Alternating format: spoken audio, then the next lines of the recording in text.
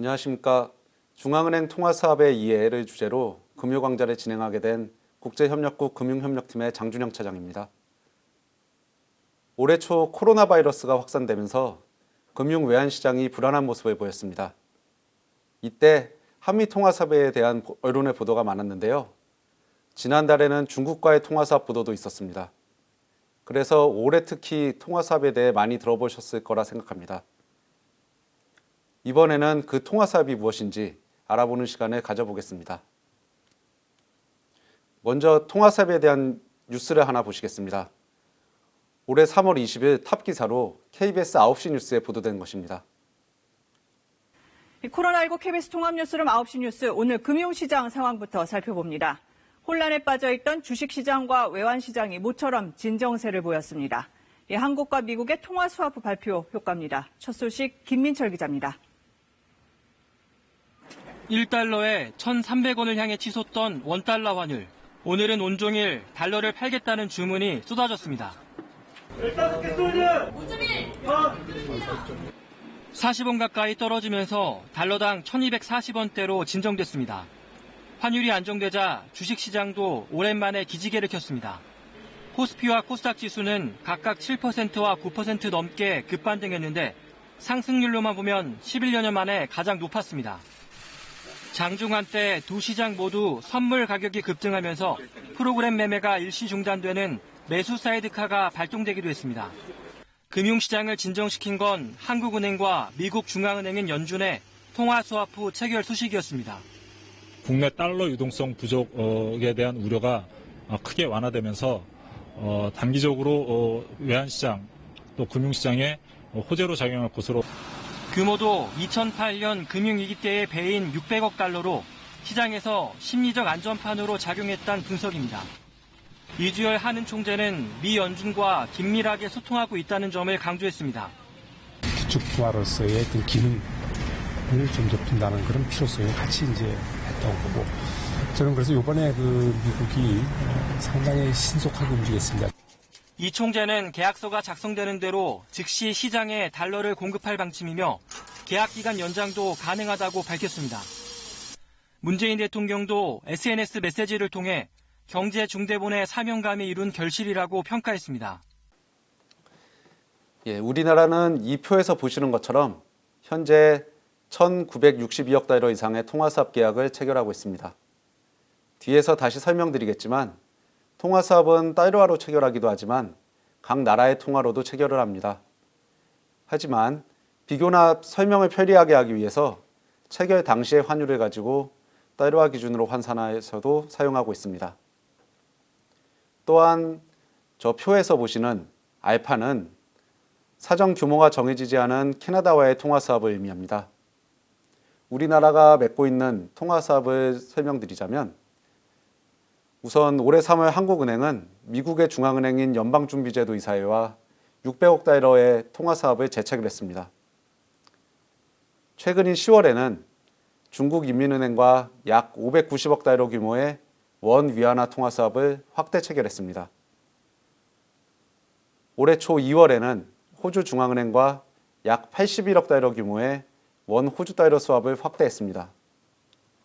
캐나다와는 2017년 11월 사전 한도가 없는 상설 통화사업 계약을 맺었고요. 스위스만은 2018년에 약 106억 달러 규모의 원 스위스 프랑 수합을 체결했습니다.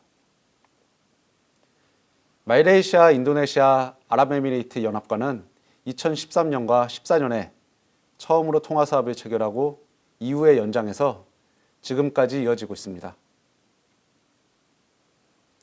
이렇게 뉴스에서도 톱 기사로 보도되기도 하고 우리나라 돈으로 약 200조 원에 달하는 통화사업에 대해서 오늘은 그 개념, 발전 과정, 필요성과 효과, 실제 활용 사례, 평가와 앞으로의 추진 방향 순으로 알아보는 시간을 갖겠습니다.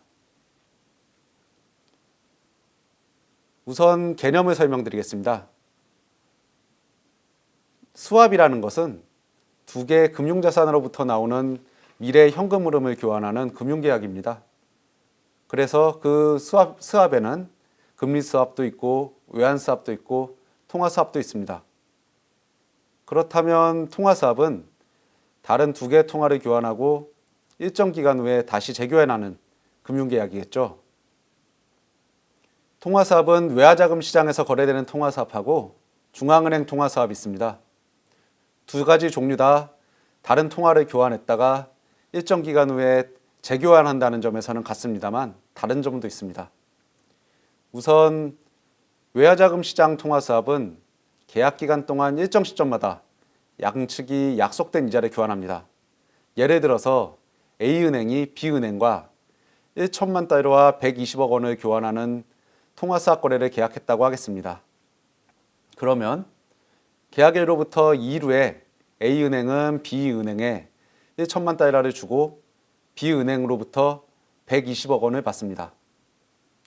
그리고 만기일이 될 때까지 3개월이나 6개월마다 금리를 서로 주고받는데요.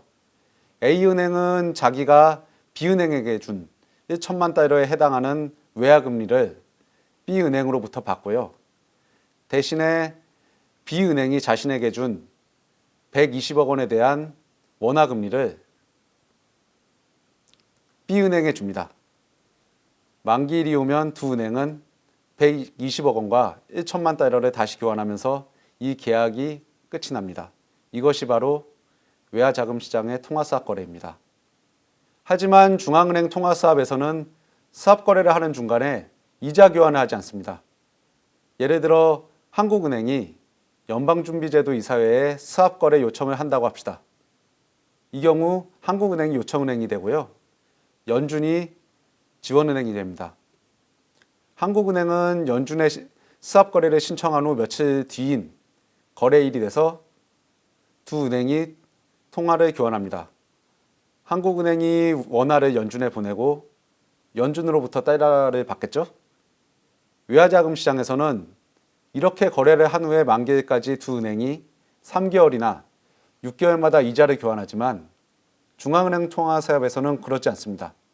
중간에 이자를 교환하지 않는다는 말씀입니다. 대신에 만기일에 이자 성격의 수수료를 원금하고 한꺼번에 지급합니다. 이 점이 외화자금 시장의 통화사업과 중앙은행 통화사업의 다른 점 중에 하나입니다.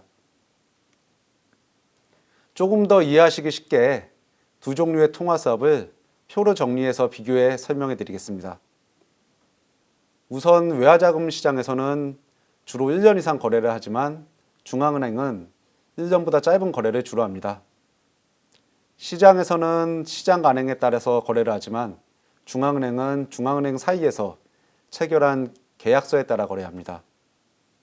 거래 기간 동안 이자 지급은 아까 설명드린 것처럼 시장에서는 일정 기간마다 교환하고요. 중앙은행은 자금 사용을 요청한 중앙은행만 만기 때 원금과 함께 이자를 지급합니다. 그렇다면 통화사업을 중앙은행이 체결하는 이유는 무엇일까요? 결론부터 말씀드리면 한 국가의 발권력을 가진 기관이 중앙은행이기 때문입니다. 조금 생소한 개념이 나올 텐데요. 천천히 설명을 드려보겠습니다. 제 생각에 오늘 말씀드릴 내용 중에서 이 부분이 가장 어려운데요. 조금만 주의를 기울여 주시면 감사하겠습니다. 우선 중앙은행은 우리나라에서는 저희 한국은행이죠. 화폐를 발행할 수 있는 권한을 가지고 있으며 시중은행에 유동성을 공급하는 능력이 있습니다. 시장에서 원화가 부족할 때 이를 공급할 수 있다는 의미이죠. 이렇게 위기 때에도 유동성을 공급할 수 있는 자금 공급원 역할을 하기 때문에 중앙은행은 최종 대부자라고도 불립니다. 원화는 이렇게 저희 한국은행이 공급할 수 있는데 한국은행이 발행하지 않는 다른 나라 통화가 부족할 때는 어떻게 할까요? 이런 때를 대비해서 중앙은행끼리 미리 약속을 맺는 것이 중앙은행 통화사업입니다.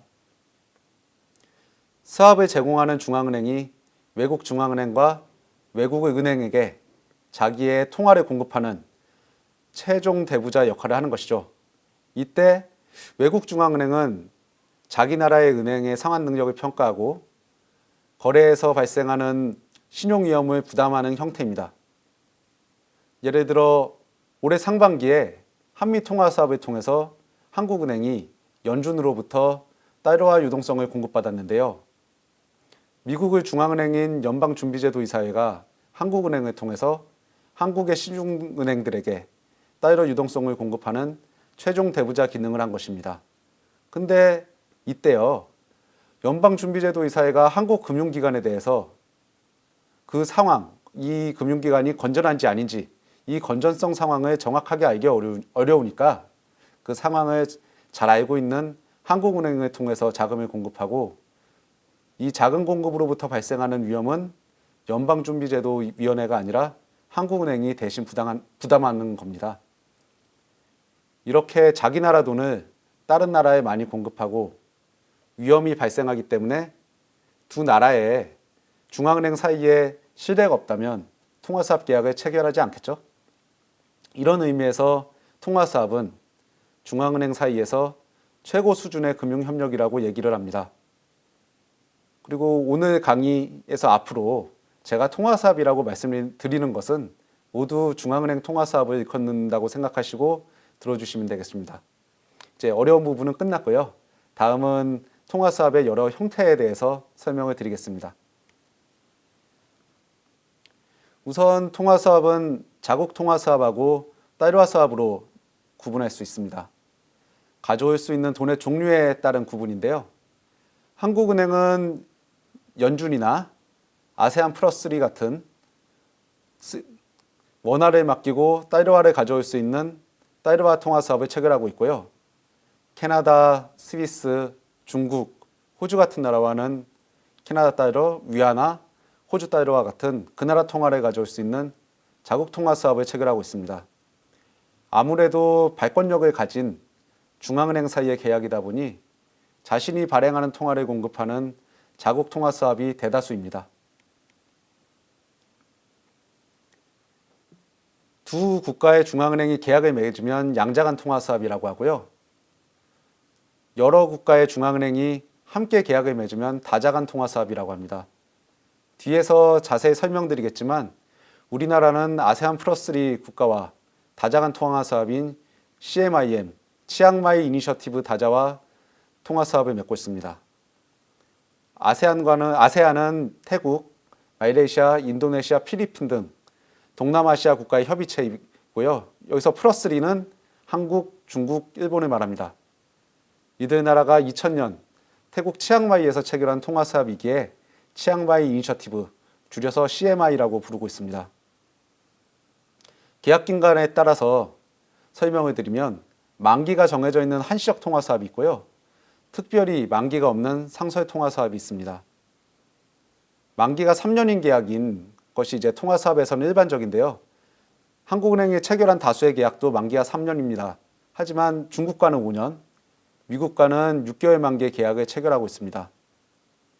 미국과의 통화사업은 위기 대응이 주 목적이다 보니 우선 6개월 만기로 체결하고 글로벌 위기 상황을 봐서 연장하는 식으로 하고 있습니다. 지난 3월에 9월 말까지 6개월 만기로 체결했고요. 내년 3월 말까지 6개월 만기를 연장한 상태입니다.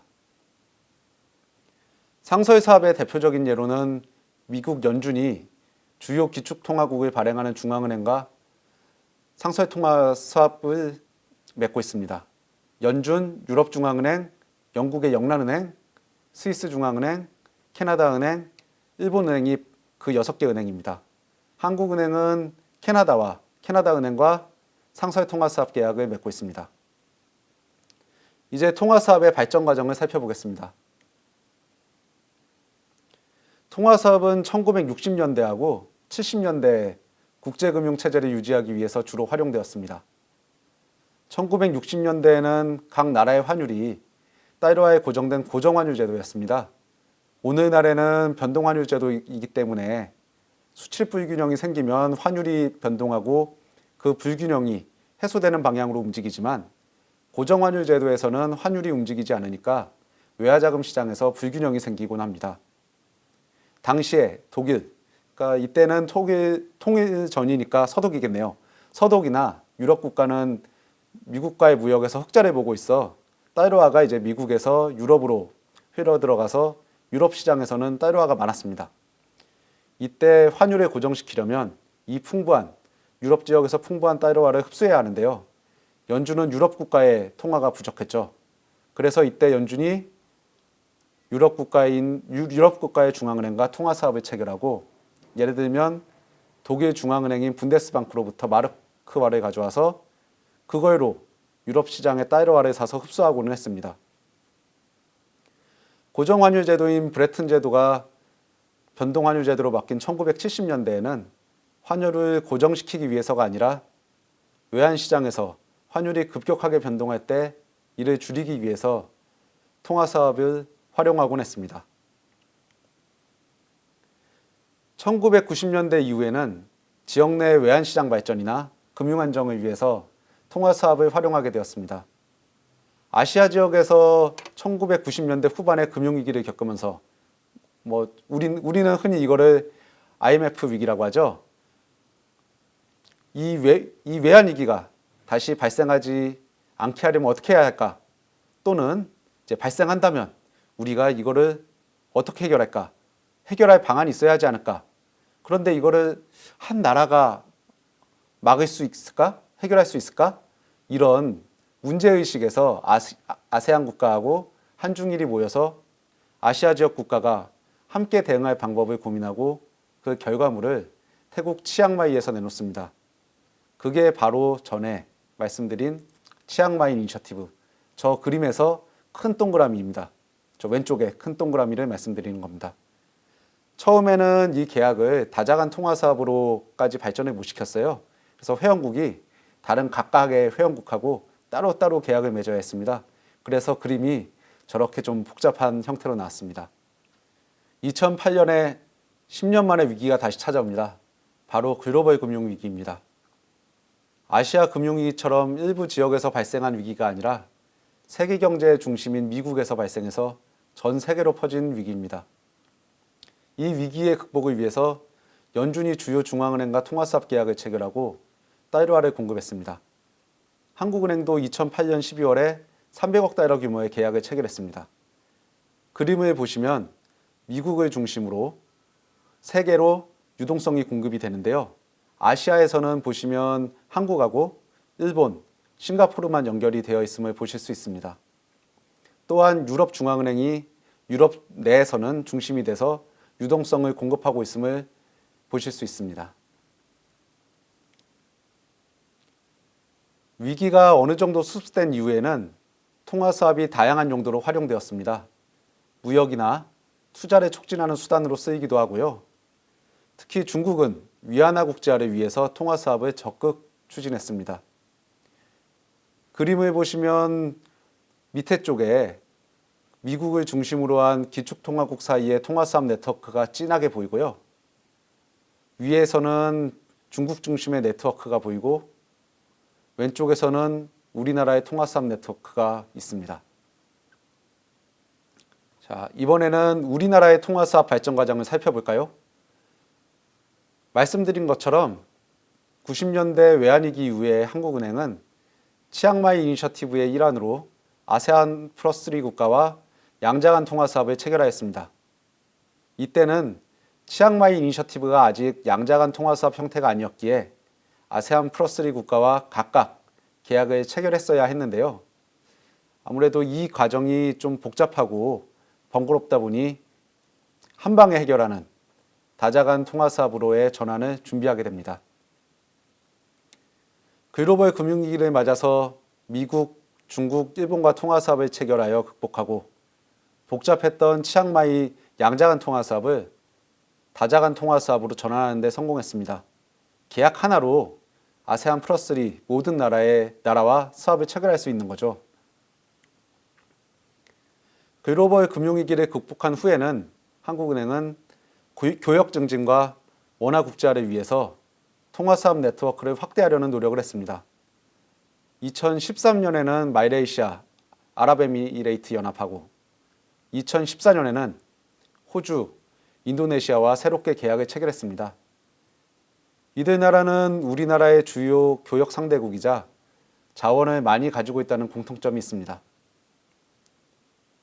2017년부터는 기축통화국으로 눈을 돌려서 금융안전망을 강화하는 데 힘을 썼습니다.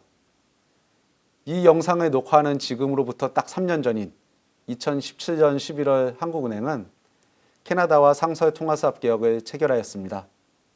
그리고 2018년 2월에는 스위스와도 계약을 맺었습니다. 이 두 나라는 아까 설명드린 6개 기축통화국 중앙은행의 상설 통화사업 네트워크에 속해 있어서 이 두 나라와의 스왑 체결은 우리나라의 금융안정 측면에서 큰 도움이 됩니다. 특히 캐나다와의 통화사업은 기축통화국 중앙은행끼리 체결한 통화사업과 같은 형태인 만기가 없고 사전 한도가 정해지지 않은 상설 통화사업 계약을 체결했다는 의의가 있습니다. 또한 2017년에는 중국과 두 나라를 둘러싼 리스크가 큰 상황에서도 한국은행과 중국인민은행 그 두 은행 사이의 신뢰를 바탕으로 해서 통화사업을 연장했으며 호주와의 사업 규모도 2배로 늘린 바가 있습니다. 올해 한국은행은 코로나19가 급속히 확산됨에 따라서 외화 유동성 확보를 위해 노력했습니다. 미국과 통화사업을 600억 달러 규모로 재체결했습니다. 2008년에는 300억 달러였는데요. 그 2배입니다. 호주와도 스왑 규모를 120억 호주 달러로 20% 늘렸고요. 중국과도 규모를 4천억 위안으로 확대하는 동시에 계약 기간을 5년으로 연장했습니다. 그 결과 우리나라는 현재 1962억 달러 플러스 알파의 통화사업을 체결하고 있습니다. 다시금 말씀드리지만 알파로 표시된 부분은 사전 규모가 정해지지 않은 캐나다와의 통화사업을 의미합니다. 중앙은행에게 있어서 통화사업 체결은 매우 의미가 있는 일이고 우리나라 경제에 있어서도 규모와 영향이 큰 계약입니다. 그렇기 때문에 두 나라의 중앙은행 총재 일정이 가능하다면 서명식을 가지는데요. 이때 서명식을 여는 것뿐만 아니라 총재끼리 글로벌 경제 상황이나 현안에 대해서 논의를 하기도 하고요. 실무진끼리도 통화사업 세부 내용뿐만 아니라 경제, 금융, 여러 분야에 걸쳐서 정보를 교환하고 토론을 하는 자리를 가집니다. 위의 사진은 2017년 이후 개최된 서명식 사진입니다. 2017년 캐나다, 2018년 스위스, 2019년 아랍에미레이트 연합과의 사진인데요. 저는 저 중에서 스위스와 아랍에미레이트 연합과의 서명식에 참여를 했었습니다. 제가 저 사진에 나와 있는 플래카드, 서명판, 계약서, 만년필, 국기를 모두 챙겨와서 세팅을 했는데요. 짐이 많아가지고 기내용 캐리어에 들어가지 않아서 큰 캐리어에 넣어서 수화물로 보냈습니다. 근데 비행기를 타고 가는 동안 짐이 혹시 다른 곳으로 간 게 아닐까 하는 소심한 걱정을 했던 기억이 나네요. 그렇다면 올해 코로나19 위기 때 체결한 미국, 중국은 어떻게 서명을 했을까요? 올해는 코로나 바이러스로 인해서 이례적인 상황이고 경제 상황도 급박하다 보니 아쉽게 서명식을 개최하는 대신 두 나라가 각자 서명을 한 후 우편으로 교환하는 방식으로 계약을 체결했습니다. 하루빨리 이 사태가 수습돼서 여러분뿐만 아니라 저희도 자유롭게 오갈 수 있으면 좋겠습니다. 이제 통화사업의 필요성과 효과에 대해서 알아보겠습니다.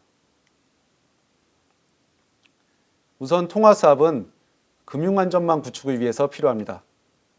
금융위기와 같은 유사시 외환 부족에 대비하기 위해서 외환보유액에 더해서 긴급 외화 유동성을 공급하는 금융안전망 중에서 하나가 통화사업입니다. 또한 원화국제화나 중앙은행 간의 협력을 증진하기 위해서도 필요합니다. 무역거래를 할 때 주로 달러를 이용해서 결제를 하는데요. 우리나라 원화로 결제를 하면 더 편리하고 여러 비용을 줄일 수 있기 때문입니다.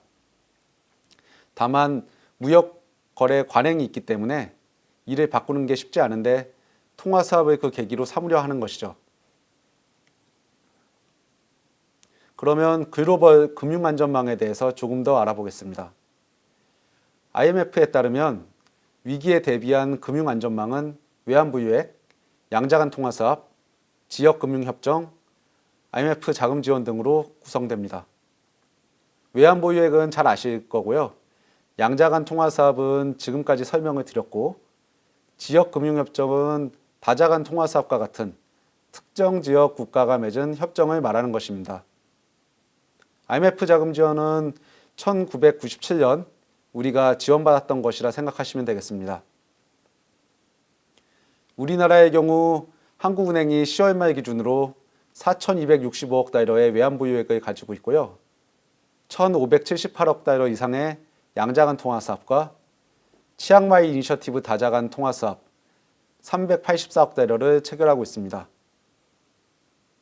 이렇게 위기에 대비해서 여러 종류의 금융안전망을 구축한다는 점에서 여러층, 즉 중층적 금융안전망이라고도 합니다. IMF에서는 이런 여러 금융안전망 구성 요소를 평가한 결과 통화사업은 전반적으로 높은 평가를 받고 있습니다. 저기 나와 있는 표를 보시면 통화사업에는 제한적 또는 부족하다는 평가를 의미하는 0이 하나도 없습니다. 특히 다른 금융안전망보다 속도, 비용 측면에서 특히 장점이 있다고 합니다. 빠르게 자금을 사용할 수 있고 사업 유지에 비용이 발생하지 않기 때문입니다. 먼저 속도에 대해서 말씀드리면요. 위기가 발생했을 때 자금 지원의 빠르기를 의미합니다. 외환보유액이야 언제든 사용할 수 있고 구성자산의 유동성이 높습니다. 비상금이기 때문에 당연히 속도 측면에서 빨라야겠죠? 통화사업도 필요한 경우에 계약을 맺고 있는 외국 중앙은행으로부터 빠르게 유동성을 공급받을 수 있기 때문에 외환보유액과 똑같이 속도 측면에서 높은 평가를 받았습니다. 비용의 경우 외환보유액은 언제든지 사용할 수 있게 하기 위해서 수익성보다는 유동성과 안정성에 중점을 두고 운용할 수밖에 없습니다. 비상금인데 아무 곳에나 투자했다가 날리면 안 되니까요. 물론 한국은행은 유동성과 안정성을 유지한 상황에서 수익률을 높이기 위해서 노력을 하고 있습니다만 아무래도 수익률을 적극적으로 추구하는 시장과 비교해서는 한계가 있습니다. 때문에 상대적으로 금리가 낮다는 점에서 기회비용이 있을 수 있습니다.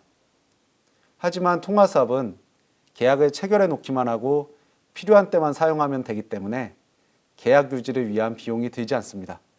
이런 점에서 비용 측면에서 높은 평가를 받고 있습니다. 예측 가능성은 금융안전망의 접근 가능성, 계약 조건의 예측 가능성 등을 평가한 것인데요. 아무래도 외환보유액이 가장 확실한 금융안전망으로서 유연하고 자유롭게 사용할 수 있어서 높은 평가를 받고 있습니다. 신뢰성은 자금이 필요한 기간 동안 안정적으로 사용할 수 있는지, 연장이나 갱신이 수월한지를 진단한 것인데요. 모든 수단이 적절하다고 평가를 받고 있고, 정책 유인은 도덕적 해이를 유발하는지, 위기 발생 전에 또는 발생한 후에라도 대외 불균형을 조정하려는 정책 유인을 제공하는지를 분석한 것으로 통화사업은 적절하다 평가받고 있습니다. 기존 연구에서의 평가를 보면 여러 학자나 국제기구의 논문, 보고서에서 통화사업을 높게 평가하고 있습니다. 보시는 것처럼 통화사업은 글로벌 금융시스템 회복을 위한 중요한 부분이며 실제 유동성 개선을 가져왔습니다.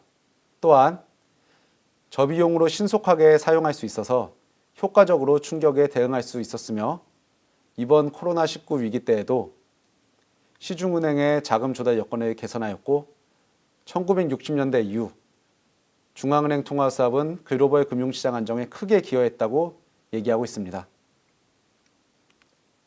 통화사업의 효과에 대해서 설명을 드리겠습니다. 우선 위기 시에 양호한 금리 조건으로 긴급 외화 유동성을 조달할 수 있습니다. 평상시에야 외화 자금 시장에서도 괜찮은 조건으로 외화를 조달할 수 있지만 위기가 발생하면 평상시보다 몇 배나 높은 금리로 자금을 조달해야 하거나 유동성 자체가 부족해서 매우 높은 금리로도 조달 자체가 어려워지는 상황이 발생할 수 있습니다. 이때 외국 중앙은행으로부터 양호한 금리 조건으로 해당 통화를 조달할 수 있습니다. 또한 외국 중앙은행으로부터 자금을 조달하기 때문에 한국은행이 보유한 외환보유액이 감소하지 않는다는 장점도 있습니다. 위기 때가 되면 외환보유액 규모가 부족하지 않음에도 불구하고 지난달에 비해서 그 규모가 감소했다는 것만으로 시장의 불안이 고조되는 상황이 발생할 수도 있습니다. 이때 통화수합을 활용하면 그 자금을 공급하지만 불필요한 시장의 불안감을 자극하지 않을 수 있습니다. 실제 한국은행은 금융위기가 발생했을 때 한미 통화수합을 활용하여 연준으로부터 달러화를 공급받아 시중은행의 유동성을 지원하였습니다. 2008년 글로벌 금융위기 때는 총 163억 달러를, 2020년 이번 코로나19 위기 때에는 198억 달러를 공급했습니다.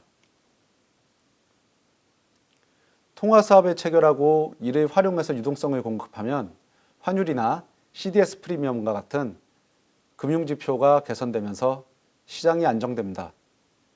지난 3월 19일 밤 10시에 한국은행이 한미통화사업 체결을 발표했는데요. 불안감에 올라가던 환율과 CDS 프리미엄이 그 다음날 20일에 두 그림과 같이 하락으로 반전하였고 이후 하락 추세를 보였습니다. 그림 가운데 수직으로 된 선이 있는데요. 바로 통화사업을 발표한 시점입니다. 통화사업을 발표한 후, 즉 수직선 오른쪽을 보시면 그래프가 밑으로 내려가는 것을 보실 수 있습니다. 이처럼 통화사업의 효과가 크기에 처음에 보신 뉴스처럼 저녁 뉴스에서 탑기사로 보도되기도 합니다. 2008년과 2020년과 마찬가지로 한미통합사업 체결 발표로 환율과 CDS 프리미엄이 크게 하락한 것을 보실 수 있습니다. 환율의 경우 하루 만에 거의 200원이 하락하였고 CDS 프리미엄도 200bp가량 내려가는 걸 보실 수 있습니다. 이렇게 한미통화사업의 효과가 컸지만 그 당시 글로벌 금융위기가 더 커지고 있는 상황이어서 한미통화사업 체결에도 불구하고 환율이 다시 올라갔습니다. 이러한 것은 환율이 통화사업뿐만 아니라 여러 변수의 영향을 받기 때문입니다. 하지만 한미통화사업이 없었다고 생각을 해보세요. 그렇다면 환율이 더 빠르고 더 크게 올랐을 것이고요. 그로 인해 시장이 패닉에 빠지면서 걷잡을 수 없었을 것입니다.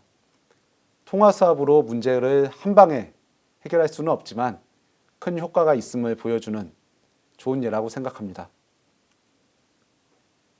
한미통화사업 후 잠시 안정되었다가 다시 환율이 높아지던 2008년 12월에 한국은행은 글로벌 금융위기에 대응하기 위해서 중국과 일본과도 통화사업을 체결한다고 발표했습니다.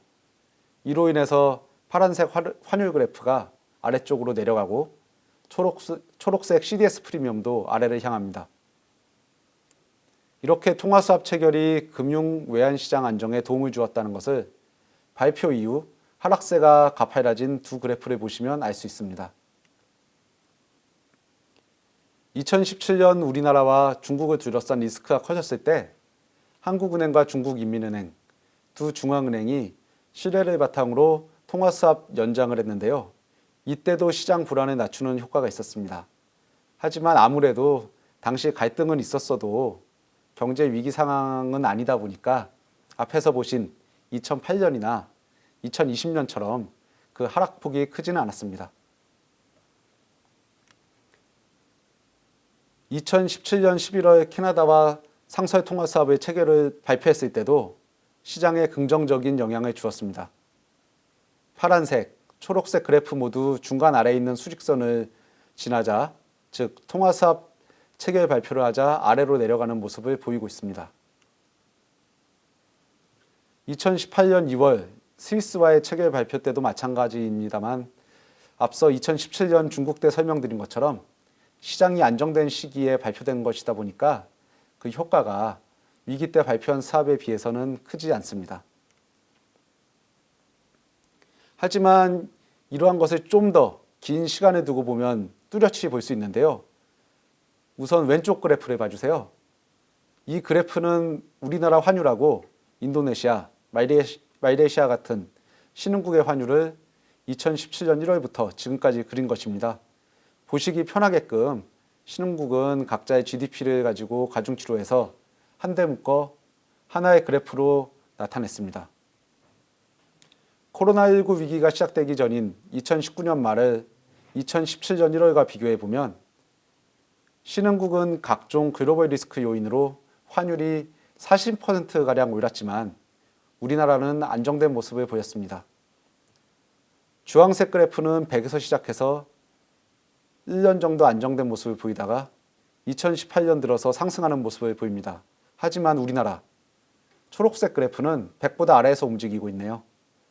2020년 들어 코로나 위기가 발생하자 신흥국은 환율 주황색 그래프가 빠르게 올라서 2017년 초와 비교해 75% 상승하였지만 우리는 한미통화수합 등에 힘입어서 안정된 상황입니다. 2020년 초 잠시 100을 넘기도 했지만 이내 100 이하로 떨어졌습니다. 이는 2017년 1월 초보다 환율이 낮다는 의미입니다. 오른쪽 CDS 프리미엄 그림을 봐도 신흥국은 각종 위험 요소 발생과 코로나19의 영향으로 인해 CDS 프리미엄이 수치 자체도 우리보다 3, 4배 이상 높고 그 변동성도 매우 큰데 반해서 우리나라는 상대적으로 매우 안정된 모습을 나타내고 있습니다.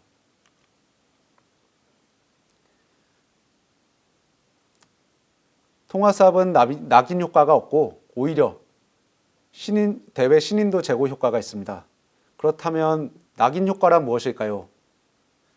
낙인 효과는 부정적인 낙인이 찍힌 사람이 실제로 그렇게 행동하게 되어 부정적인 인식을 더욱 강화하는 현상을 말합니다.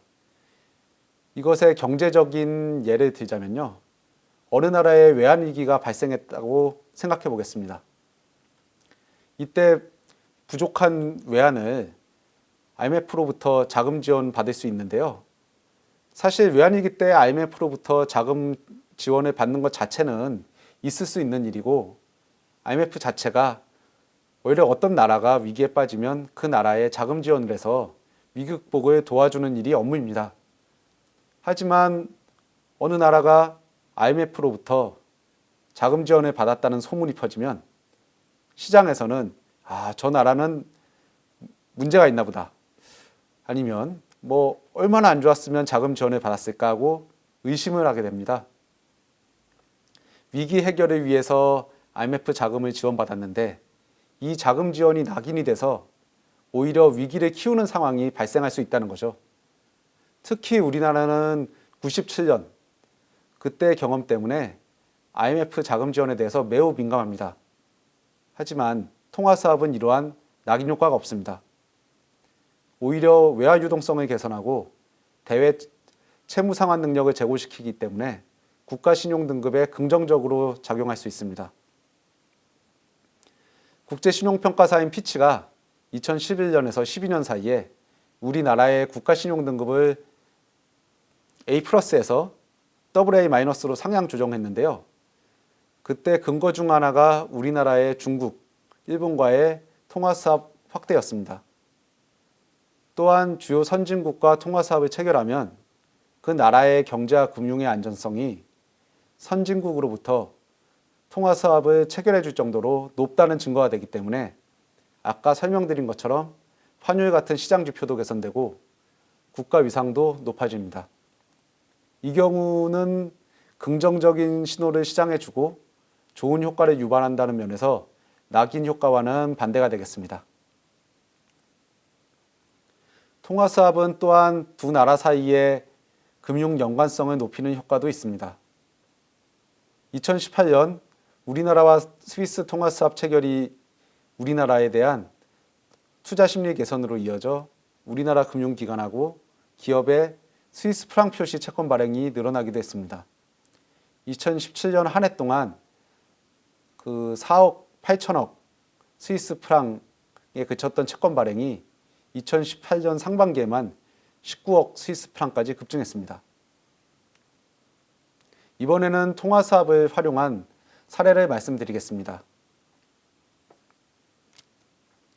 한국은행은 한미 통화수합을 활용해서 달러 유동성을 공급하였습니다. 2008년 글로벌 금융위기 때에는 총 5차례에 걸쳐 163.5억 달러를 시중은행에 공급했습니다. 이때는 휴일에 따라서 조금 날짜가 변하기는 하지만 주로 84일물만을 공급했습니다. 이번 코로나19 위기 때에는 6차례에 걸쳐서 198.7억 달러를 시중은행에 공급했습니다. 이번에는 84일물뿐만 아니라 일주일짜리도 같이 공급을 했는데요. 7일물은 처음에는 수요가 좀 있었지만 시장이 안정되면서 수요가 적어져서 5차부터는 84일물만 공급을 한 것을 보실 수 있습니다.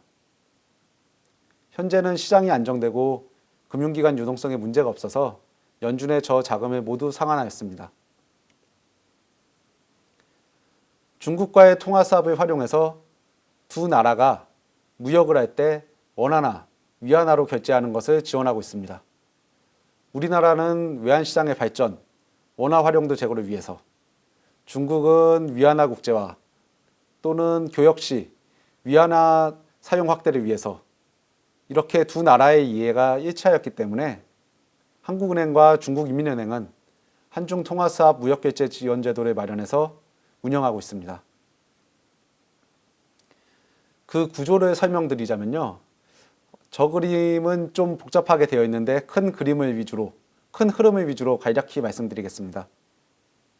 우리나라 수입업체가 중국으로부터 상품을 수입할 때 위안화 자금이 필요한 경우 수입업체가 시중은행에 대출을 신청하면 시중은행으로부터 이를 전달받은 한국은행이 중국인민은행과의 통화사업 자금으로 수입대금을 지원해 줍니다. 그럼 수입업체는 이 자금으로 상품을 수입하고 만기일에 상환하면 됩니다. 사실 기업 입장에서는 평상시에 무역자금은 내부 자금으로도 충당할 수 있고 시중은행을 통해서도 조달을 할 수 있습니다. 꼭 한중통화사업자금 무역결제 제도를 활용하지 않아도 됩니다. 자기에게 편한, 유리한 경로를 통해서 자금을 조달하면 되는 거죠. 하지만 위기가 발생하면 이러한 경로를 통한 자금 조달은 어떻게 될지 모르는데요. 금리가 매우 높아질 수도 있고 금리를 떠나서 대출 자체가 어려워질 수도 있습니다. 이때 위기 시에도 작동하는 중앙은행 통화사업 자금이 양국 간 교역의 버팀목이 되어줄 수 있습니다. 이렇게 한중 통화사업은 한중 교역 시 원화 또는 위안화 결제 비중이 커지는 것을 뒷받침하였습니다. 2013년 양국 교역 결제에서 두 나라 통화가 차지하는 비중은 2.7%밖에 안 되었는데요. 2019년에는 그 비중이 8.7%까지 상승하였습니다. 현재 무역 거래 관행이 달러화 위주로 되어 있고 원화나 위안화를 활용한 결제가 아주 빠르게 늘지는 않고 있습니다만 2010년대 초에 1%를 조금 넘는 수준과 비교하면 많이 개선되었다고 볼 수 있겠습니다. 한국은행 통화사업에 대해 평가를 하고 앞으로 저희가 노력하고자 하는 방향에 대해서 말씀을 드리겠습니다.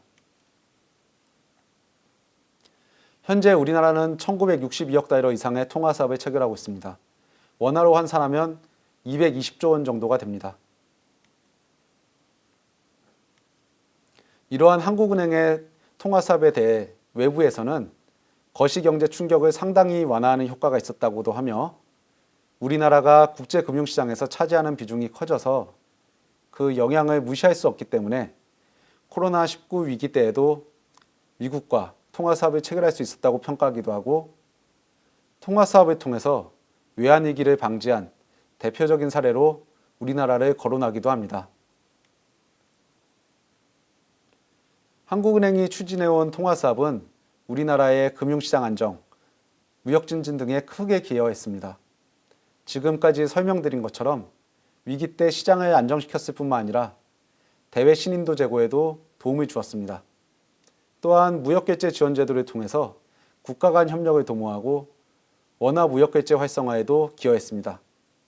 현재 한국은행이 체결하고 있는 나라들이 미국, 캐나다, 스위스 같은 기축통화국, 호주 같은 선진국, 중국, 말레이시아, 인도네시아, 아랍에미레이트 연합과 같은 주요 교역국을 포괄하고 있고 규모, 만기, 목적도 다양해서 통화사업이 정책 수단으로 기능할 수 있는 여건을 만들었다고 생각합니다. 지금까지 한국은행은 금융안전망 강화, 원화 국제화, 주요 중앙은행과 금융협력 증진을 위해서 다양한 국가와 여러 형태의 통화사업 계약을 적극 추진해 왔습니다. 앞으로도 저희 한국은행은 통화사업이 제2선의 외환보유액으로서 금융외환시장 안정에 매우 중요하다는 점을 명심하고 통화사업 네트워크를 확충하고 강화하기 위해서 노력하겠습니다.